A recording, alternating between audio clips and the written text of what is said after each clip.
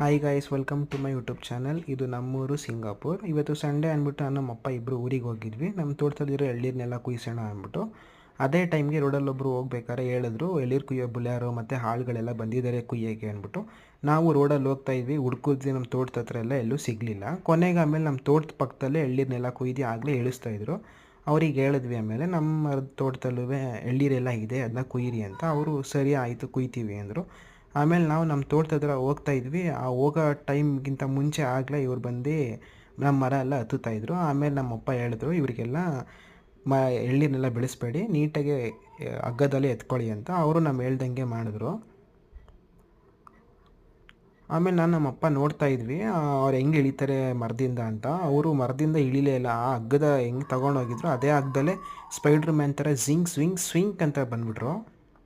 ನಮ್ಮ ಮರದಲ್ಲಿ 300 ಏನೋ ಎಳ್ನೀರಾಗಿತ್ತು ಗೈಸ್. ಇದೇ ನಮ್ಮ ಮರದ ಎಳ್ನೀರು. ಇಷ್ಟ ಆದರೆ ಸಬ್ಸ್ಕ್ರೈಬ್ ಮಾಡಿ.